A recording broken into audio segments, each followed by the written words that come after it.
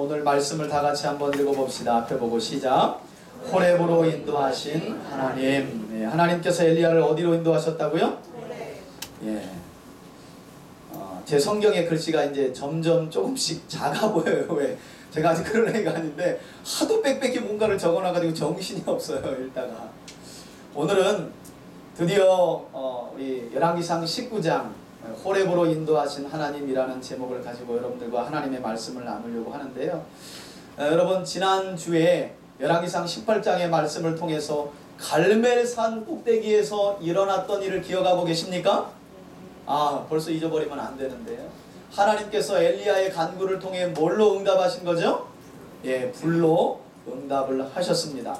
그때가 엘리야를 통해 패역한 북이스라엘 땅에 저주를 내린 지 기근이라고 하는 저주, 비나 이슬을 내리지 않겠다라고 말씀하신 지 3년 6개월 만이었어요.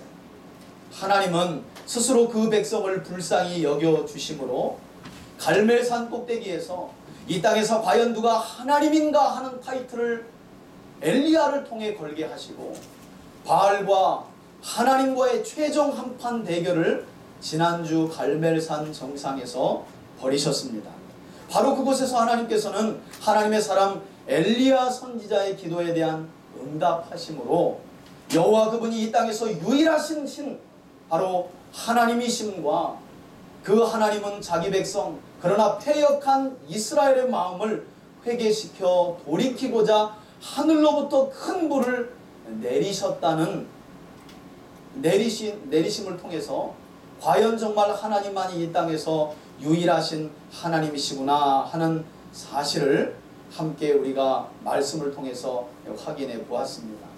여러분 이스라엘 백성들이 그렇게 아합과 이세벨이 따랐던 바알신을 따라가면서 그 바알신이 비와 이슬을 내려주기를 그렇게 원했지만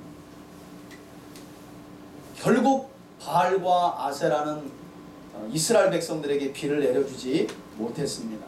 불로써 응답하시는 하나님을 보고야 그들은 엘리야 다시 말해 여호와 그분만이 이 땅에서 유일하신 하나님이구나 라는 고백을 하게 되었고 더욱이나 하나님은 그런 백성들의 고백 이후에 엘리야의 기도를 통해서 정말 손바닥만한 우리 성경에 보니까 사람 손바닥만한 작은 구름의 증거를 보이시면서 은혜의 단비를 그 땅에 허락하셨던 하나님의 놀라운 그리고 자비로운 모습까지도 우리가 함께 살펴보았습니다. 지난주에도 제가 말씀을 드렸지만 이스라엘이 3년 6개월 그 이후까지 하나님 앞에 회개했다라고 하는 성경의 사실이 없어요.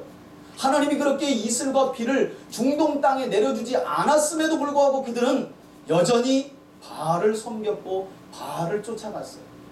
하나님이 뜻을 돌이키시지 않고 그 백성에게 자비를 베풀지 않았다면 아마 이스라엘은 사라졌을지도 몰라요. 역사가.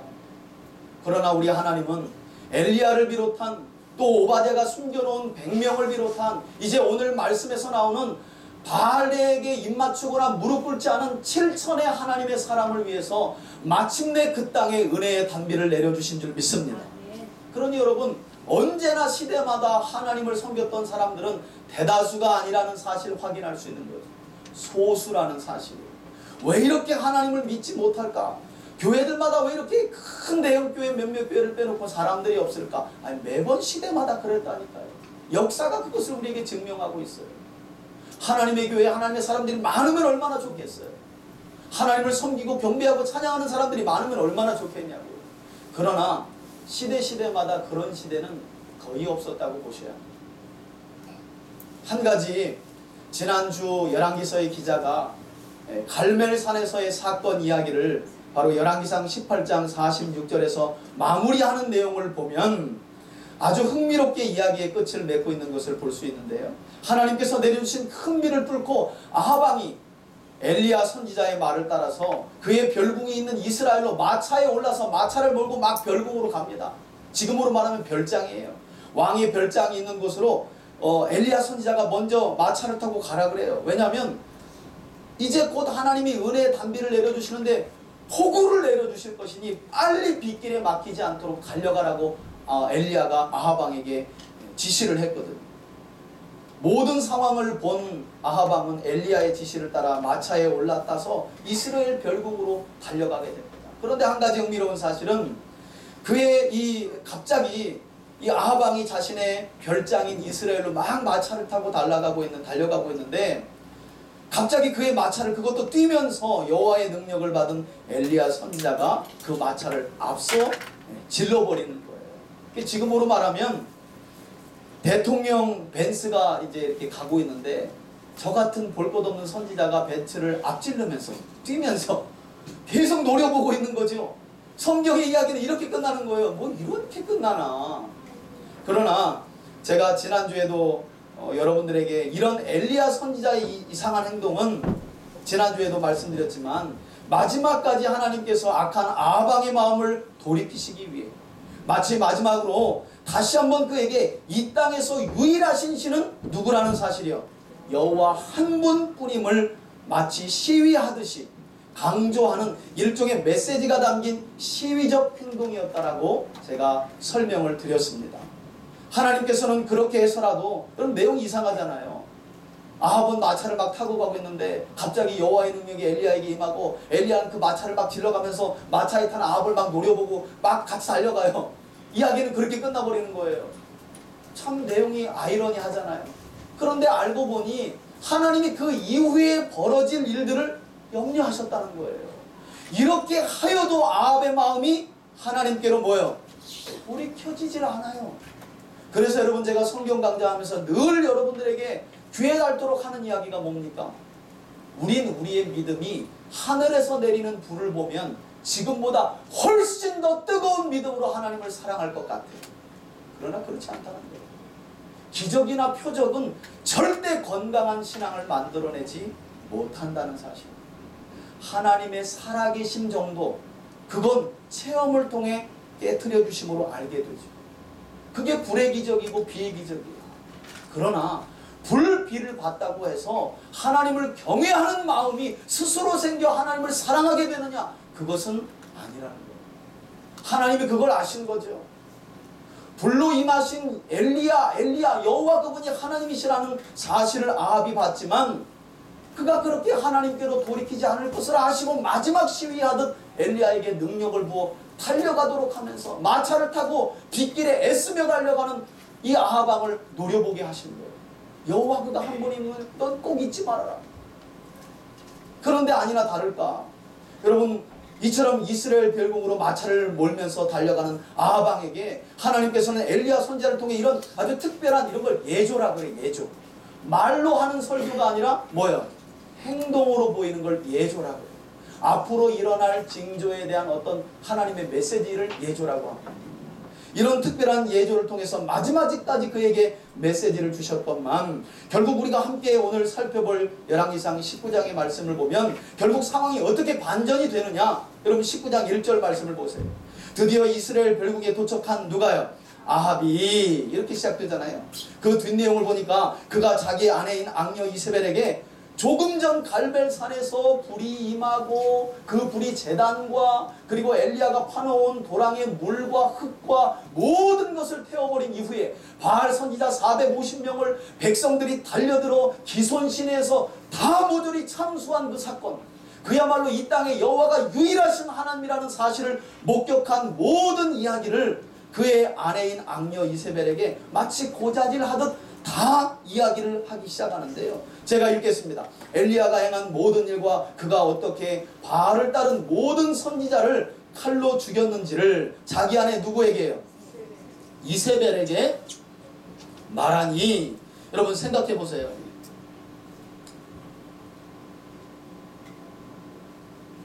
갈멜산에서 이와 같이 하나님께서 성경 전체에서 누군가의 기도를 통해 불로 임하신 사건은 그야말로 전무후무한 사건이잖아요.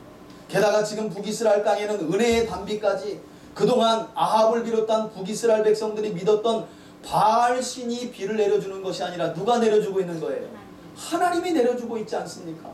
그리고 무엇보다도 이것을 통해 하나님은 이미 3년 6개월 동안 너무나도 분명한 메시지를 주셨어요. 바알 신은 신이 아니라는 것이었어요.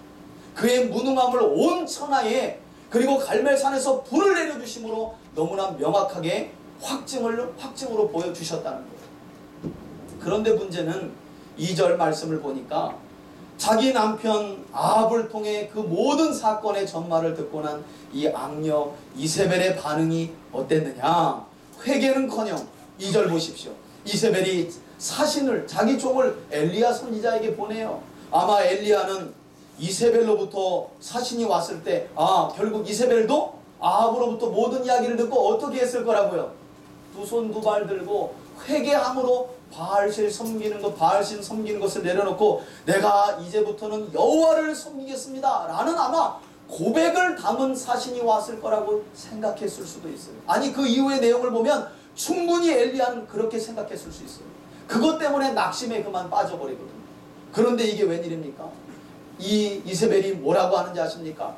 내가 내일 이맘때까지는 아주 시간까지 정확하게 엘리야에게 밝히고 있지 않습니까?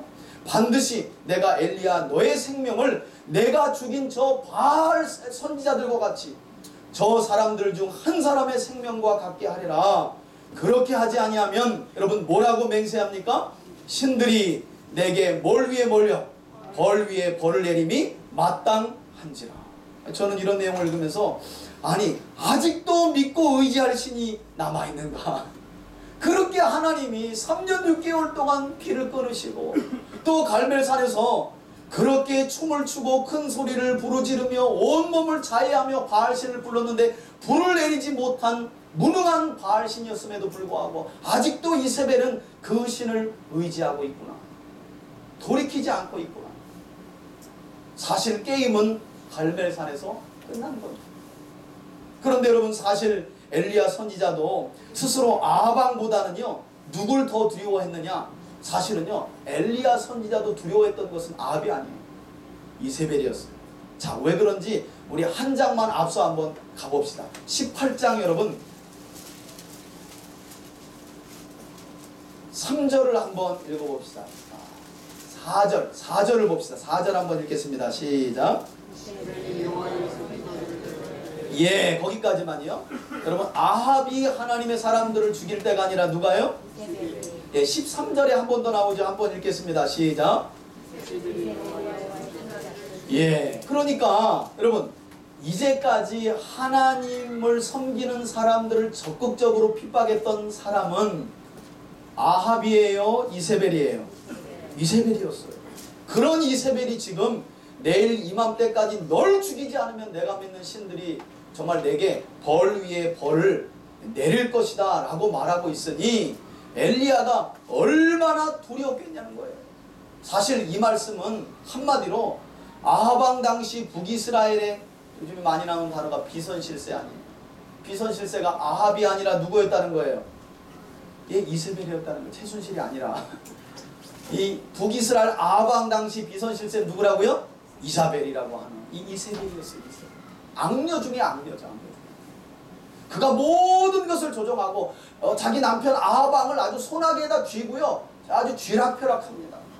그리고 그가 실제로 적극적으로 하나님의 사람들 이처럼 멸할 그때에 아합왕의 국내 대신이었던 오바댜가 100명이나 되는 하나님의 사람들을 불 속에 숨겨 떡과 물을 먹였던 거예요. 그러니 이런 이세벨의 이 같은 무서운 맹세를 듣고 얼마나 이 엘리야 선지자가 두렵고 무서웠는지요. 뭐 소식으로 들었을 거예요. 수많은 사람들이 참수되어 나갔다는 사실을 엘리야 선지자가. 그래서 3절에 보니까 그 말 딱 듣자마자 엘리야가 어떤 반응 보입니까? 그가 이 형편을 보고 일어나서 무엇을 위해서? 자기 생명을 위해서 살려고 어떻게 했대요? 도망가요. 여러분, 이제부터 이제 보세요. 엘리야의 모습 속에 우리 신앙의 여정이 그대로 담겨져 있어요. 그가 갑자기 이세벨이 이 말을 듣더니 도망가는 길을 택합니다. 그리고 놀라운 건 북이스라엘 땅을 완전히 벗어나 어디까지 도망을 가느냐? 이스라엘 남쪽 유다에 속한 부엘세바에 이르러 일단 자기 종을 그곳에 머물게 하고, 여러분 한번 앞에 지도를 한번 보시겠어요? 앞에 지도를 한번 보시면 부엘세바가 어디인가? 자, 여러분 저 위쪽에 동그라미 보이십니까? 거기가 바로 하나님이 불로 엘리야의 기도에 응답하여 불로 임하셨던 갈멜산이에요. 지도로 또 한 뼘이라고 생각하고 가까운 거리라고 생각하시면 절대 안 돼요. 그런데 지금 엘리야가 저 북이스라엘 땅, 여러분, 당시는 북이스라엘과 유다가 분단되었을 때였어요. 이렇게 나라가 지금의 우리나라처럼 나눠진 거예요. 그런데 자기 땅을 떠나서 어디까지요? 유다에 속한, 유다는 이곳이거든요. 이 부엘세바는 유다의 최남단이에요. 우리로 말하자면 평양에서 전라남도 어디까지? 해남 간 거예요. 해남. 얼마나 이 이세벨의 말이 무서웠으면, 얼마나 두려워 떨었으면 부엘세바까지 도망가서 더욱이나 그곳에 자기 사환을 놓고 자기는 좀 더 깊은 곳으로 걸음을 옮기게 되는 거예요. 여러분, 이 거리만 봐도 엘리야 선지자가 당시 이세벨의 말에 얼마나 큰 두려움을 가졌는지 가늠이 되잖아요. 얼마나 무서웠습니까? 북이스라엘 땅을 떠나 유다로 갔는데 유다에서도 최남단 아주 땅 끝까지, 갈 만한 곳까지 가서 거기에 자기 종을 딱 머물게 한 거예요. 여러분, 근데 우리가 여기서 한 가지 생각해 볼 것은, 아까도 제가 말씀을 드렸지만, 아니, 한 장 차이 아니에요. 한 장 차이. 지난주 18장만 해도 엘리야 선지자 하면 어떤 사람이에요? 450명이나 되는 바알 선지자들과 말하자면 영적인 맞짱을 떴던 아주 담대한 선지자였잖아요. 그런데 어떻게 이 악녀인 이세벨, 이것도 여자의 말 한마디에 이처럼 이렇게 용감무쌍한 엘리야 선지자가 기도하여 불을 내리고 비를 내렸던 하나님의 사람이 걸음아 나 살려라 하고 도망갈 수 있냐는 거예요. 너무 빨리 이야기가 전환돼요. 아니, 이게 진짜 우리가 방금 전에 알고 믿었던 엘리야가 맞나? 이런 생각이 들 정도로 어떤 점에서는 좀 실망스럽기도 하다는 거예요. 여자 말 한마디에, 아니 450명 바알 선지자와 영적인 맞짱을 떠놓고 불로 임하시고 비로 임하시는 하나님을 경험해 놓고도 지금 이처럼 엘리야 선지자는 너무나도 연약한 모습을 보이고 있다는 거예요. 그런데 저는 더 한 가지 궁금한 점이 있는데요. 왜 또 성경이 이런 엘리야 선지자의 부끄러운 민낯을 그냥 지나가지, 기록하지 말지, 엘리야가 이렇게 도망갔대요 하고 또 이런 엘리야 선지자의 부끄러운 민낯까지, 그것도 좀 끝날 때쯤에 그러나 엘리야가 이런 일은 있었다라고 하든지, 아니 전장에서 갈멜산에서의 그렇게 멋진 내용을 이렇게 해놓고 다음 장에서 엘리야가 요랬대요 이러는 게 도대체 이게 뭘까? 왜 열왕기서의 기자는 이런 부끄러워 보이는 엘리야 선지자의 민낯을 자세히 밝히고 있는 것일까? 저는 성경의 기록은 무조건적으로 이유가 있다고 믿는 사람입니다. 여러분, 하나님께서 이런 부끄러워 보이는 엘리야의 민낯을 왜 성경에 자세히 기록하고 있느냐? 그것은 성경을 읽고 하나님을 믿는 모든 시대 사람들에게 하나님이 전해주고 싶은 메시지가 있는 거예요. 그게 바로 뭐냐? 바로 하나님의 큰 능력을 경험한 뒤에도 얼마든지 엘리야 선지자처럼 모든 시대에 하나님을 믿는 하나님의 사람들에게도 이 같은 영적인 공허함과 실패감, 그리고 좌절감이 또 무기력감이 찾아올 수 있다는 사실을 하나님이 말씀해주고 있다는 겁니다. 여러분 생각해 보세요. 이것 때문에 사실은 엘리야가 자포자기 상황으로 또 빠져버리거든요. 불로 임하시고 기도하면 비가 내려. 자기 기도를 따라 하나님이 놀랍게 역사하시는 거예요. 그런데 상황이 엘리야가 생각했던 것과는 전혀 다른 방향으로 가요. 그럴 때 영적인 공허함이 우리를 무너뜨리는 거예요. 뭐지? 하나님이 분명히 이렇게까지 하시면 이런 결말을 내야 되는 게 아닌가? 내가 어느덧 하나님이 나를 통해 베푸시는 기적에 언젠가부터 내가 주인이 되어 있는 거예요. 그래서 이렇게 결말을 내야 맞지? 이건 이렇게 끝나야 맞지? 사실 엘리야가 그것 때문에 무너지는 겁니다. 다시 말해 엘리야 선지자는 이세벨의 맹세가 실제로 무섭기도 했지만 그보다는 앞서 갈멜산에서 벌어진 그 엄청난 불의 기적과 또 자신의 기도를 통해 내려주신 큰 비의 기적을 통해서 이젠 엘리야 자신과 하나님을 대적할 대적자들이 그 땅에서 완전히 두 손 두 발 들고 사라질 줄로만 믿었던 거예요. 분명히 엘리야는 이와 같이 하나님의 역사를 생각했을 것이 분명해요. 아마 생각했겠죠. 불이 내리고 비가 내렸다. 아합이 자기 말에 아주 말을 잘 들어요. 빨리 내려가십시오 하니까 내려가요. 이세벨도 결국 두 손 두 발 들겠지. 그리고 북이스라엘 땅은 이제 하나님을 경외하는 거룩한 백성이 될 거야. 이렇게 생각을 했던 거예요. 그것이야말로 진정한 하나님의 역사라고 엘리야 스스로 생각했던 거죠. 그런데 그 뜻대로 되지 않으니 엘리야가 어떻게 해요? 완전히 무너져 버리는 거예요. 영적인 공허감과 좌절감이 그를 확 사로잡아요. 그러니 여인의 말 한마디에도 이처럼 걸음아 나살려라 하고 자기 땅을 떠나 저 부엘세바까지 엘리야가 도망갈 수밖에 없었다는 거죠. 엘리야가 생각했던 현실과는 전혀 다른 일이 벌어진 거예요. 내가 이맘때까지 너를 반드시 죽이리라.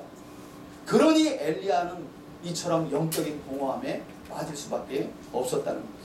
여러분, 잠시 후면 우리가 본문을 통해 확인하게 되겠지만 안타까운 사실은요, 지금도 여전히 많은 교회 안의 그리스도인들이 이와 같이 엘리야 선지자처럼 영적인 공허함과 무기력감을 체험하고 있다는 사실이에요. 왜냐? 이들은 늘 신앙의 중심을 엘리야 선지자와 같이요, 기적과 표적에서만 하나님의 역사를 찾으려 하기 때문입니다. 그러니까 뭔가 하나님의 역사는 시끄러워야 되는 거예요. 불로 임하든지 비로 임하든지 뭔가 하나님이 역사하시면 굉장한 일이 벌어져야만 하나님이 우리와 뭐요? 함께 하시는 거예요. 갑자기 그것이 멈춰. 아무 일도 일어나지 않아. 그러면 불안한 거예요. 하나님이 나와 함께 하시지 않나? 하나님의 역사는 과연 여기에서 멈춰버리는 것인가? 그런데 여러분 한번 생각해 보세요. 비가 내리지 않고 또 불로 임하시는 하나님의 기적과 표적이 일어나지 않는다고 해서 과연 하나님의 역사가 멈춘 것인가? 그래서 우리로 말하자면 교회는 늘 시끌벅적해야 되고 뭔가 자꾸 역사가 막 일어나야 되고, 그러면 하나님 임재 충만, 조용해. 우리 교회처럼 그냥 성경 가르치고 성경대로 살겠습니다 하고 배워가면서 조용해. 그러면 하나님의 임재가 없는 것인가? 여러분, 안타깝게도 엘리야가 바로 이런 딜레마에 빠졌다는 거예요. 그 능력의 선지자 엘리야도, 그러니까 어떤 분들은 그래요. 하나님, 목사님, 저도 이런 능력을 좀 체험하면 지금보다 더 뜨겁게 하나님을 사랑했을 거래. 여러분, 아합을 보세요. 불이 내리고 비를 내려주시는 하나님을 보고도 돌이키지 않아요. 그리고 실패한 엘리야도 결국 하나님이 어떻게 호렙으로 인도하셔서 회복시키시는지를 보면, 이런 이 시대의 영적인 공허감과 좌절과 실패감에 빠져있는 우리들에게 하나님이 교훈을 주시기 위해서 이 사건을 기록하고 있구나라는 사실을 발견하게 된다는 거예요. 자, 여러분, 바로 이런 영적인 공허함과 무기력감에 하나님의 사람인 엘리야 선지자가 빠져버린 건데요. 그것도 성경 한 장 차이예요. 그래서 남쪽 유다 부엘세바까지 보시는 지도와 같이 도망가서 그곳에 자기 종을 머물게 하고는 자기는 더 깊은 광야길로 들어가요. 4절 보세요. 자기 자신은 광야로 들어가 하루길쯤 더 간 거죠. 여러분, 부엘세바 아래쪽 하면 성경 지도를 보면 네게브라는 사막이에요. 중동의 사막길로 이제 들어간 거예요. 그런데 그 사막으로 들어간 엘리야 선지자가 그 다음에 보니까 자, 어느 나무 아래에 머물렀대요. 그래서 아무튼 교회 다니면 로뎀 나무는 알아. 뭔 나무는 잘 몰라. 여러분, 성막 만든 나무가 무슨 나무인지 아세요? 조금 이따 나올 거예요. 그런 나무는 또 기억을 안 해. 그런데 아무튼 엘리야 하면 무슨 나무? 로뎀 나무는 또 아무튼 기억을 해요. 여하튼 한 로뎀 나무 아래에 앉아서 자, 이제는 완전히 자포자기한 상태로 들어가는데요. 결국 이어서 보니까 자기가 죽기를 원하여, 아니 제가 말씀드렸지만 얼마 전까지만 해도 450명이나 되는 바알 선지자들을 눈앞에 놓고, 야, 더 불러봐, 큰 소리로 불러봐, 너희 신이 소풍 간 거 아니냐? 낮잠 자고 있는 거 아니냐? 아니 이랬던 늠름하고 용감무쌍한 엘리야가 이제는 뭐라고 하나님께 기도를 하느냐? 여호와여, 넉넉하오니 차라리 지금 내 생명을 어떻게 해달래요? 죽여달래요. 이게 여러분 한 장 차이로 벌어진 사건이라니까요.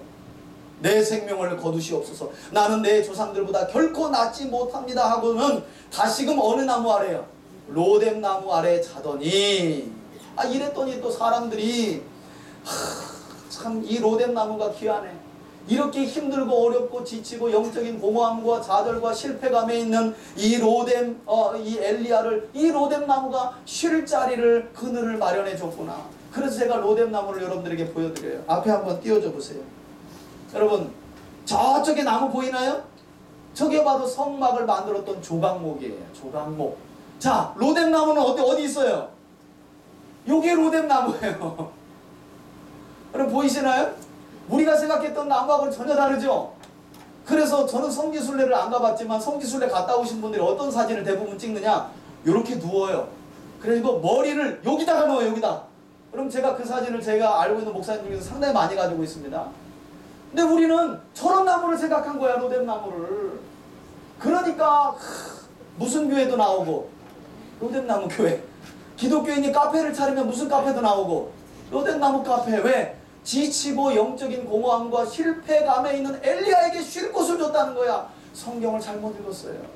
여러분, 성경에서 엘리야가 로뎀 나무 안에 거했다는 건 최악의 상황을 말해주고 있는 거예요. 광야로 들어간 엘리야는 도무지 쉴 곳이 없었다. 이제 죽음이 코앞이다라는 상황을 말해주기 위해서 로뎀 나무를 언급하고 있는데 우리 멋대로 해석하는 거야. 로뎀 나무 교회. 아니 또 로뎀 나무 교회에겐 또 여기 있어서 죄송하긴 한데. 그분도 아마 성지순례 갔다 왔다면 절대 그거 못 지쳐. 성경을 바로 봤거나. 저도 제가 아시는 집사님이 유치원을 했어요. 로뎀 나무 어린이집이었어요. 그때 저도 은혜 많이 받았죠. 아이들의 쉴 곳이 되고 뭐 이렇게 이런 의미구나. 나중에 성경을 알고 나니까 어머 이게 웬일이야. 로뎀 나무야말로 지금 엘리야가 처한 최악의 상황임을 성경이 증거하는 단서였다는 거예요. 저기 제가 누워 있었어야 이게 여러분들에게 마음을 확 와닿는데 실제로 가면요 머리가 저기 안 들어가 잘. 그러니까 머리 그늘도 이 머리통 그늘도 안 돼요 저 나무가. 여러분 여러분 성경에도 나와 있을지 모르는데요. 로뎀 나무 하면요 이 과가 쌀이나무과예요. 우리로 보자면 쌀이나무과. 그늘이 없어요. 성경은 지금 이처럼 부엘세바의 족을 머물게 하고 네게부 산암목으로 들어간 엘리야 선지자의 상황이 정말 그야말로 어떤 상황? 최악의 상황이었어요. 생과 죽음이 거의 한 발자국인 그런 상황이었다라는 사실을 우리에게 단서로 주고 있는 거예요. 그러니 엘리야가 이 로뎀 나무 아래서 뭐라고 아까 말한 거예요? 차라리 뭐예요? 죽여달라고 말한 거예요. 우리가 저 상황을 가보면 여러분 이 말이 안 나올 수가 없다니까요. 그래서 지금 성경은 이처럼 엘리야가 최악의 상황이었음을 보여주고 있다는 거예요. 그런데 여러분 제가 앞서 여러분들에게 설명드린 것처럼 기적이 멈췄다고 해서 하나님의 역사가 멈춘 것은 분명히 아니라고 제가 말씀드렸잖아요. 그래서 그 뒤에 나오는 말씀을 보니까 앞서 여러분 생각나시나요? 16장에서 그리시네가에서 까마귀를 통해 떡과 물을 공급하셨던 하나님께서 이번에는 직접 하나님의 메신저인 천사를 엘리야에게 파송하셨는데요. 이때 로뎀 나무 아래서 지쳐 쓰러져 자고 있는 엘리야 선지자에게 나타난 그 다음 봅시다. 천사가 성경에 보니까 어떻게 했대요? 그를 한번 따라합시다. 어루만지며 일어나 먹으라. 예, 여러분 우리 성경에는요 어루만지며 라고 나와 있는데 우리 개역개정이 의역이 된 거예요. 의역은 원문에서 조금 더 앞뒤 부분을 살리기 위해서 조금 더 첨가한 거예요. 본래의 뜻은. 본래 이 어루만지며라는 이 노게아라는 히브리어는 나가라는 히브리어에서 파생된 말인데요. 이 말은 건들다, 깨우다 이런 말이에요. 그런데 우리 성경 번역자가 우리 믿음의 선배들이 지금 엘리야의 이 심정에 너무나 깊이 빠져들어가지고 엘리야를 보니까 이거는 여러분 보세요. 천사가 이렇게 깨운 거예요. 이렇게는 안 깨웠겠지. 일어나라고 이렇게. 원어는 그런 거예요. 그런데 성경을 번역하시는 분이 엘리야가 너무 안타까운 거야. 그래서 뭐라고요? 어루만지며.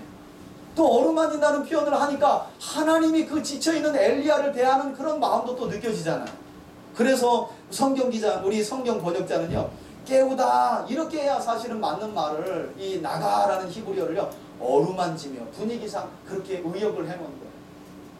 자 그리고 이런 천사의 어루만짐을 받은 엘리야 선지자가 일어나서 보니까 6절에 머리맡에 보니까 상황이 상황인 만큼 하나님이 이번에는 엘리야 선지자에게 특별 예우를 하시는 거죠. 그 앞에 무엇에 구운 떡? 숯불에 구운 떡과 물 한 병이 있더라. 이에 그가 먹고 마시고 다시 누웠더니 여러분 저는 이런 작은 한 대목의 성경 안에서도요 큰 감동이 있는 거 있죠. 왜냐하면 여러분 보세요. 사람들은요 제일 못하는 게 뭐냐면 기다립니다. 제일 못하는 게 기다립니다. 못 기다려. 목회도 실패하는 분들의 대부분이 기다림이 없습니다. 인위적으로 성도들을 많은 프로그램을 돌려 자꾸 변화시키려고 합니다. 하나님의 말씀을 바르게 가르쳐 하나님이 만드시고 세우시도록 해야 되는데 그렇지 않은 거예요. 그런데 오늘 성경에 보니까 이처럼 영적인 공허함과 실패와 좌절감에 있는 영적인 피곤함까지 있는, 육적인 피곤함까지 있는 엘리야를 하나님이 어떻게 하시는 거예요? 기다리시잖아요.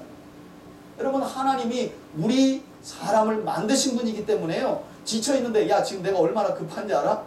지금 네가 제대로 빨리 해야 북이스라엘이 회복하고 지금 하면서 발로 막 툭툭 깨면서 빨리 일어나라고. 우리 하나님이 그렇게 비인격적인 하나님이 아니라는 거예요. 지쳐 쓰러져 있는 엘리야에게 천사를 보내서 어루만지 일어나서 아이고 죽어야지 하고 딱 보니까 숯불에 구운 떡이 있고 물이 있는 거예요. 그리고 또 이제 이게 그러면 하나님 어디 계시나 이래야 되는데 너무 피곤하니까 또 로뎀나무 아래 쓰러졌어요, 엘리야가. 그런데 하나님이 또 시간을 두고 기다리시잖아요. 그리고 얼마 동안 시간이 흐른 거죠. 그리고 7절에 보니까 여호와의 천사가 또 와서 그를 어떻게 해요? 어루만지며 이르되 일어나 먹으라. 그리고 이번에는 중요한 한마디를 그에게 더 하시지요. 내가 갈 길을 다 가지 못할까 염려가 된다. 이렇게 천사를 통해 하나님이 말씀하시는 거예요. 여러분, 갈 길이 남아있다는 말은 정작 엘리야는 모든 게 다 끝났다라고 생각하고 있지만 하나님께서 여전히 엘리야 선지자를 통해 하실 일이 남았다는 거예요, 안 남았다는 거예요? 남아있다는 거예요. 엘리야의 정신차려. 너 아직 갈 길이 남아있어. 그래서 우리가 흔히 하는 그 말 있잖아요. 끝날 때까지 끝난 게 아니라니까. 우리 지난 브라질 올림픽에서도 그 펜싱 선수 여러분 아시잖아요. 그 엄청난 점수에서도 혼자 앉아가지고 할 수 있다, 할 수 있다, 혼자서 막 주문을 외우듯이 결국 해내요, 안 해내요? 해내잖아요. 끝날 때까지 끝난 게 아니죠. 그래서 다시금 하나님께서는 이처럼 엘리야의 남은 사명을 일깨워주기 위해서 놀랍게도 그 뒷절 8절에 보니까 어디로 그를 인도하시느냐. 이에 일어나 먹고 그가 음식물의 힘을 의지하여 40주 40야를 가서 드디어 어디에 이르렀답니까? 하나님의 산 호렙. 이곳이 바로 신의 산이에요. 여러분, 신의 산은 어떤 곳인가요? 하나님께서 이스라엘 백성들을 애굽에서 430년 만에 모세를 통해 바로의 손에서 구원하신 뒤에 이스라엘을 인도하신 곳이고요. 그곳에서 내가 왜 모세를 통해 너희를 구원했는 줄 아니? 라고 말씀하시면서 이스라엘 백성들에게 놀랍게도 새로운 사명을 주셨던 곳이 신의 산이었습니다. 열방이 죄악 가운데 나 창조주 여호와를 떠났는데 나는 모세를 통해 내 백성 이스라엘 너희를 택하였고 너희가 열방 가운데 제사장 나라와 거룩한 백성의 사명을 받아. 그런데 사명만 준 게 아니라 그 사명을 이룰 수 있는 복된 말씀인 율법도 어디에서요? 바로 이 호렙에서 주셨어요. 그렇게 신령한 장소가 바로 이 호렙산이거든요. 놀랍게도 하나님께서는 바로 이 신의 산이라고도 불리는 호렙으로 지쳐있던, 영적인 공허함에 빠져있던 엘리야를 인도하시는 거예요. 학자들에 의하면요, 부엘셰바에서 시내 방향에 있는 호렙산까지는 하루 한 30km 보통 걸어가서 무리하지 않고 열흘이면 갈 길이래요. 그런데 열왕기서 기자가요, 은연중에 무슨 숫자를 자꾸 강조해요? 40이라는 숫자를 강조해요. 40주 40이야. 자꾸 강조해요. 아마도 열왕기서의 기자는 하나님의 임재가 있는 신의 산을 향하여 걸어가고 있는 엘리야의 이 모습을 그 옛날 출애굽 1세대가 가나안 땅을 향해 광야 40년을 지난 모습과 비슷하다라는 것을 아마 비유적으로 강조하며 표현하고 싶었나 봐요. 그래서 40, 40을 자꾸 강조해요. 그리고 9절에 보니까 드디어 이 호렙에 도착한 엘리야가 그곳 굴에 들어가서 거기서 머물더니 하나님의 인도하심을 엘리야가 기다린 거죠. 그리고 때가 되면 계속해서 보니까 여호와의 말씀이 드디어 엘리야에게 임합니다. 하나님 뭐라고 하시느냐? 엘리야야, 어찌하여 내가 뭐라고요? 여기 있느냐? 한번 따라 합시다. 엘리야야, 내가 어찌하여 여기 있느냐? 여러분, 근데 이 하나님의 질문을 들어보니까 좀 이상하지 않아요? 아니, 지쳐 차라리 죽는 게 낫습니다 라고 말했던 엘리야를 호렙으로 인도하신 분이 누구예요? 아니, 하나님이신데 여기까지 인도해놓고 굴 속에 있는 엘리야에게 하나님이 하시는 말은 너 왜 여기 있냐? 이렇게 물어보시면 엘리야가 얼마나 황당하겠어요. 여기까지 인도하신 분이 누군데? 하나님이신데. 그런데 여러분, 사실 이 질문에 담긴 하나님의 심중은 바로 문자적으로 엘리야 너 왜 여기 있어? 이게 아니라 엘리야 선지자의 마음 상태에 대한 하나님의 물음이었습니다. 다시 말해 하나님께서는 엘리야야, 너를 통한 나의 계획에는 여전히 불이 내리지 않고 비가 내리지 않아도, 그리고 네가 생각했던 것처럼 이세벨이 그 마음을 돌이키지 않아도 나는 여전히 너를 통해 내 계획을 이룰 뜻에는 변함이 없고 아직도 너와 함께 일하고 있는데 왜 너의 마음이 이처럼 낭망이 가득하여 좌절 가운데 있느냐. 하나님은 엘리야의 마음을 읽고 질문을 던지셨던 거예요. 문제는 엘리야도 이런 하나님의 심중을 알지 못하니 조금은 짜증 섞인 말로 자신을 변호합니다. 10절 보세요. 그가 대답하되 만군의 하나님 여호와께 열심히 자기가 유별하대요. 아주 특심이라는 거죠. 이는 이스라엘 자손이 뭘 버렸답니까? 주의 언약을 다 버리고 하나님께 드렸던 제사의 제단도 다 헐어버리고 칼로는 주의 선지자들을 다 죽이며 이제 저만 남았는데 그나마 그들이 지금 제 생명을 찾으려 그리고 찾고 빼앗으려 하나이다. 여러분, 엘리야 선지자의 대답을 들어보면요, 조금 엄살과 과장 섞인 말로 들려요. 왜냐하면 지난주에도 제가 설명드렸지만 이때는 엘리야만 있었던 게 아니잖아요. 아하방의 국내 대신인 오바댜가 하나님의 사람 몇 명을 50명씩 나눠서 숨겼대요. 100명이나 되는 사람들을 불 속에 숨겨 먹였다는 거 아니에요. 그런데 지금 엘리야 선지자는 오로지 누구만 남았대요? 자기만 열심히 특심이었다는 거예요. 그런데 그나마 이제 자기도 죽게 되었고 하나님 잘 믿어 이처럼 고난받고 있다고 엄살을 부리면서 말하잖아요. 조금 전 갈멜산에서 봤던 엘리야 선지자의 모습과는 너무나 거리가 멀어 보여요. 이게 과연 엘리야 선지자인가? 여러분, 그래서 11절을 보니까 이런 엘리야의 대답을 들으신 하나님께서 뭐라고 말씀하시느냐. 여호와께서 이르시되 너는 가서 여호와 앞에서 산에 서라 하시더니. 자, 이제부터가 중요합니다. 여호와께서 그 앞을 지나가시는데, 여러분, 이 내용은요, 그 옛날 이때로부터 600년 전 하나님이 시내산에 모세를 불러다 놓고 똑같이 하나님이 이와 같이 현현하셨는데 그 모습을 하나님이 재현하시는 거예요. 모세에게 나타나셨던 하나님의 현현이 지금 누구에게요? 엘리야에게 동일하게 나타나는데 이 하나님의 현현과 동시에 어떤 엄청난 일들이 벌어지느냐. 계속해서 보니까 여호와 앞에 뭐가 있었다고요? 크고 강한 바람이 산을 가를 정도로. 얼마나 컸으면 바위를 부수나. 그런데 아이러니한 것은 그런 강력한 바람 가운데 누가 안 계셨대요? 하나님이 안 계신 거예요. 그런 엄청난 큰 바람, 산을 막